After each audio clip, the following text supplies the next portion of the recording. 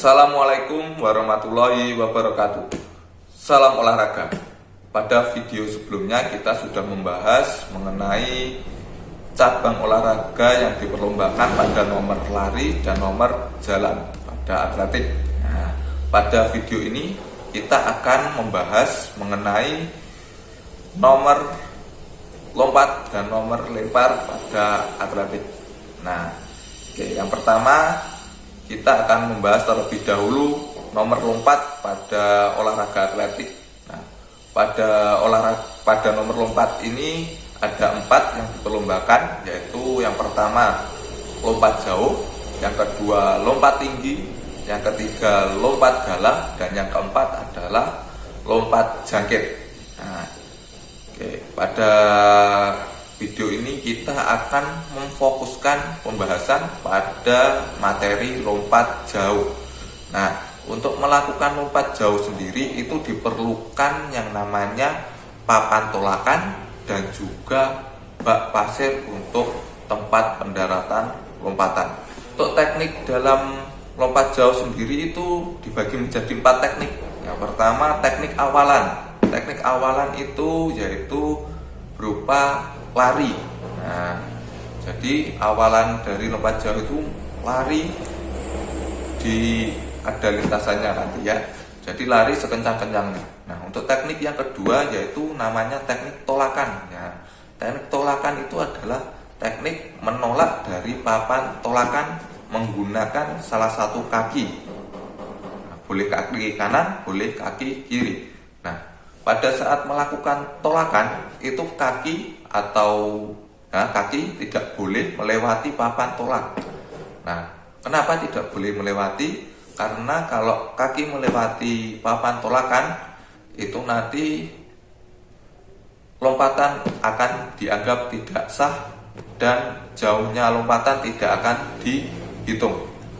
Nah, yang ketiga yaitu ada teknik melayang di udara.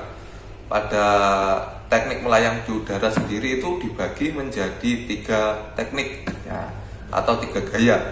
Yang pertama gaya jongkok, yang kedua gaya menggantung, dan yang ketiga yaitu gaya berjalan di udara.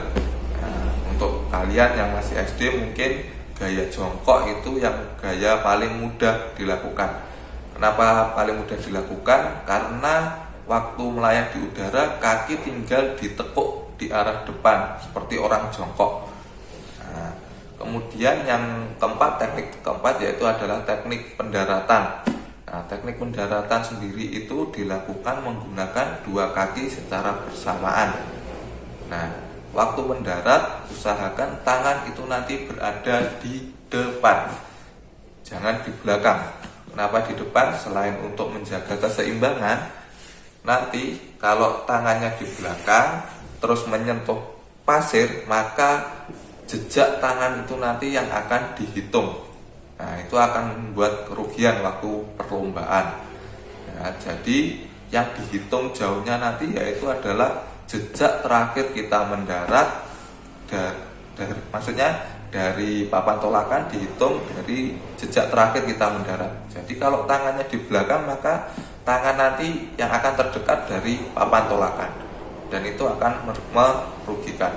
Untuk contoh gerakan dari 4 teknik tadi nanti akan saya sisipkan video, dan juga nanti ada video mengenai keseluruhan gerakan lompat jauh. Nah, disimak terus baik-baik ya videonya.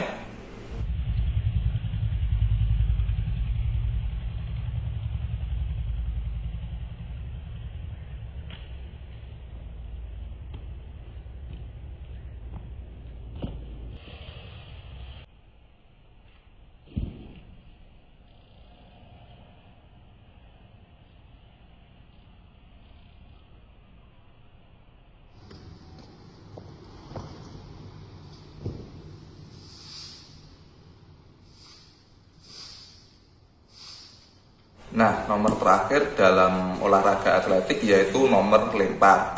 Nomor lempar sendiri itu dibagi menjadi 4. Yang pertama yaitu lempar cakram, yang kedua yaitu lempar lembing, yang ketiga yaitu tolak peluru, dan yang keempat yaitu lontar martil. Nah, kali ini kita akan lebih memfokuskan pembahasan pada tolak peluru. Tolak peluru itu apa sih? Nah, tolak peluru itu merupakan gerakan mendorong bola logam yang memiliki bobot tertentu untuk mencapai jarak sejauh-jauhnya. Nah, ini adalah bola logamnya, seperti ini bentuknya lingkaran. Nah, dan memiliki bobot tertentu. Nah, untuk bobotnya sendiri, kalau untuk senior atau yang dewasa yang sesuai standar internasional yaitu bobotnya yaitu 7,26 kg untuk laki-laki. Nah, kalau untuk perempuan yaitu bobotnya yaitu 4 kg. Nah, kalau untuk junior atau SD, sekelas SD itu untuk laki-laki itu bobotnya 5 kg dan untuk perempuan itu bobotnya yaitu 3 kg. Nah, dan untuk lapangannya sendiri atau bentuk lapangannya sendiri itu nanti akan saya sisipkan gambar bentuk lapangannya, kalau ada ya beserta ukurannya ya.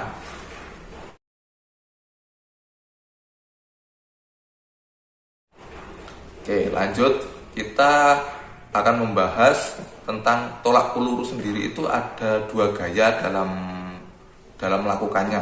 Nah, yaitu pertama gaya menyamping atau yang lebih disebut gaya ortodoks. Yang kedua yaitu gaya membelakangi arah tolakan atau yang sering disebut gaya O'Brien. Nah, untuk bagaimana cara melakukannya atau contoh gayanya nanti ada videonya, tapi sebelumnya saya akan menjelaskan terlebih dahulu bagaimana cara memegang peluru atau logam besi yang benar. Nah, cara memegangnya yaitu seperti ini ya. Yang pertama, peluru dipegang menggunakan satu tangan. Nah, terus jari-jarinya itu direntangkan semua. Nah, peluru nanti tidak diletakkan di telapak, tapi diletakkan di jari. Jadi nanti kalau digenggam, telapaknya nanti ada jarak atau ada rongga di telapaknya seperti ini. Nah, cara memegangnya seperti ini. Jadi nanti ada rongganya di telapaknya. Jadi tidak seperti ini, ya. Pegangnya tidak seperti ini, tapi seperti ini. Nah, yang kemudian peluru kalau sudah dipegang seperti ini diletakkan di bawah telinga. Nah, di bawah telinga seperti ini. Nah, kemudian sikunya agak diangkat naik. Nah, jadi seperti ini. Ini adalah persiapan untuk menolak peluru. Ya, cara megangnya.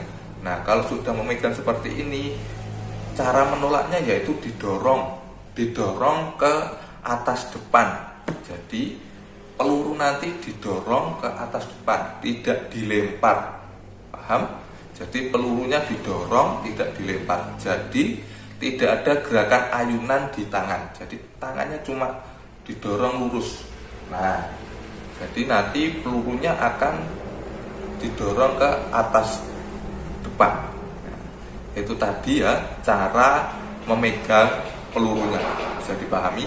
Nah, setelah ini saya akan berikan contoh gerakan dua macam gaya dalam tolak peluru, yaitu gaya ortodoks tadi yang menyamping dan gaya O'Brien yang membelakang. Silahkan disimak baik-baik.